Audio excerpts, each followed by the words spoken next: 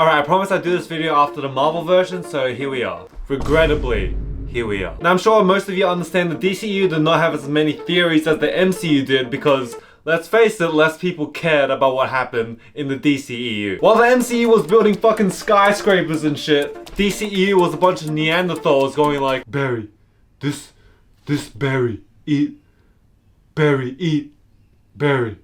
Eat. Nevertheless, let's start off with this raging boner of a theory that I'm sure everyone heard of at the time. The Joker is not the Joker. The Joker is in fact the second Robin, aka Jason Todd.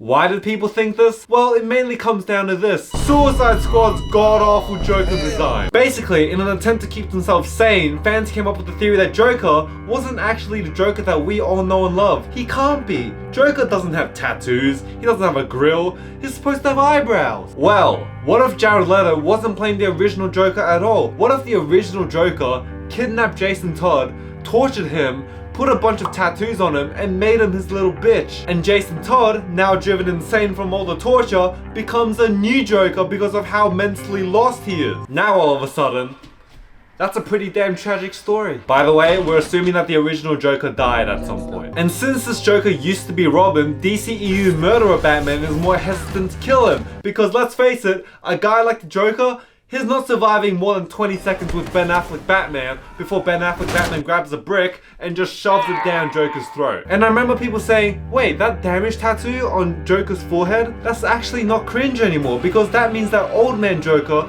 left that on Jason Todd as a reminder that he is in fact damaged forever. Also, to be arch nemesis, Ben Affleck Batman looks way older than Jared Leto Joker. And yes, I know Jared Leto is actually 50 or whatever, and that he sent used condoms to Margot Robbie or something. And listen, looking back at this theory, and I'm pretty sure I thought this at the time as well, it's actually not that bad. You have a Batman who's in his absolute shitface era, you might as well explain why he's so fucked up and drained all the time, and why he hasn't killed the Joker yet. So this theory could have actually been alright.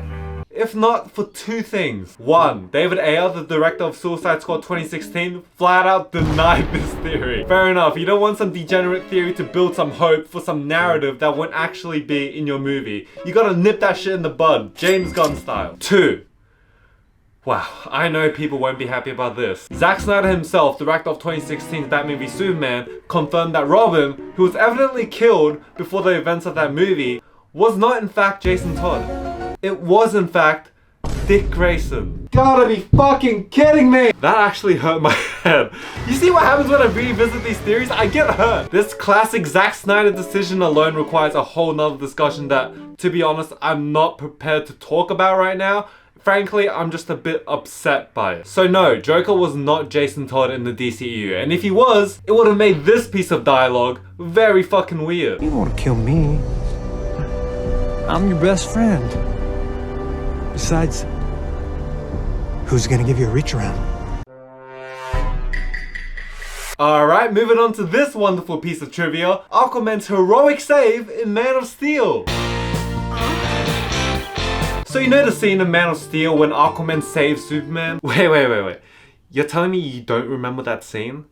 Really? Aquaman saving Superman, you don't remember it? Well, that's because it never fucking happened. So just to recap, after Clark saves a bunch of workers from a burning oil rig, he's dropped into the ocean and is just floating around. By the way, these workers, they just ditched this dude to die. What pieces of shit? Hey, was there anyone else left on the oil rig that we should go back for? Actually, there was this one guy, literally on fucking fire, risking his life to save all of us so we can go back to our families, and I'm pretty sure he's still stuck on that fucking oil rig.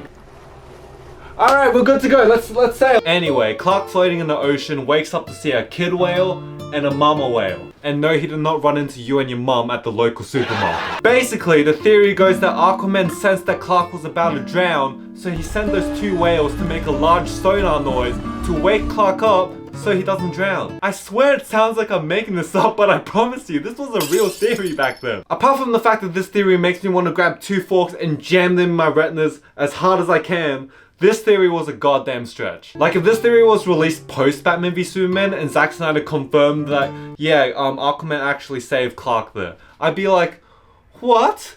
I mean, you do this shit like this all the time, Zack Snyder, but still, what? Speaking of Batman v Superman, there was a pretty viral theory at the time that Batman was not actually going to be Batman in that movie. Batman was secretly Deathstroke. Oh boy, where do I even fucking begin? Because trust me, this theory, it gets even weirder. Just FYI, this theory was before the Doomsday trailer came out that everyone hated. Alright, so listen to this. This Deathstroke theory, it hinges on the fact that Batman v Superman takes place after Man of Steel and the Dark Knight trilogy. Yeah. I know. Basically, after the event of Dark Knight Rises, Bruce Wayne's in retirement as Batman, so Slade Wilson, aka Deathstroke, played by Ben Affleck, takes up the mantle as Batman. Also, according to this theory, Jeremy Irons is playing Billy Wintergreen, Slade Wilson's friend, not Alfred. First of all, you don't hire an actor like Ben Affleck and get him to play a character like Deathstroke, unless you're planning to pay him 50 million cash and Dunkin' Donuts. Also, the guy who came up with this theory, he folded in the fact that Jared Leto Joker was actually Robin too, but not in the same way as the other theory. You know in Dark Knight Rises how they revealed Joseph Gordon-Levitt's character John Blake to actually be a Robin? I like that name. Robin. Well, apparently, according to this guy, Jared Leto was playing the exact same character, except now he's the Joker for some reason. A clue that supposedly supported this theory was the fact that Joseph Gordon-Levitt's character's name, John Blake, you take Joe from John, from Blake, what do you get? Joke.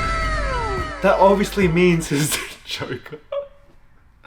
I can't even say this without laughing. Listen, I'm not gonna act like this makes any sense, because it doesn't. But how could this have possibly worked? Imagine going to the theaters to see this movie in 2016 and the only thing you know about DC is Batman and Superman. Absolute fucking brain rot this movie would have been. Like halfway through the movie they dropped the fact that Batman isn't Batman, it's actually a guy named Deathstroke. Christian Bale pops out of nowhere to fight Henry Cavill Superman. Gosh, and I know a lot of people say Batman v Superman was a mess, but this would have been 10 times worse. Also, another piece of evidence from this guy was the fact that this movie was called Batman v Superman. V being Roman numeral for 5, and 5 being the 5th installment after the Dark Knight trilogy and Man of Steel to this movie. Oh my god. And it also didn't help that Christopher Nolan was credited as a producer for this movie. You know what the one good thing would have been about this theory if it were true? It would have explained why Batman just fucking kills criminals and thugs all the time, which is exactly what Deathstroke would do. Okay, look, I know that was only 3 theories, but that's all I'm covering for today. I did see some others that I do not look forward to exploring in the future,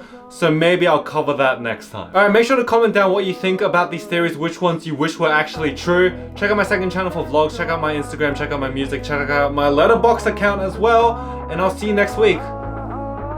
Goodbye. 10-1-5 in the open night, I can't help that I feel so lonely. How many times do I have to die?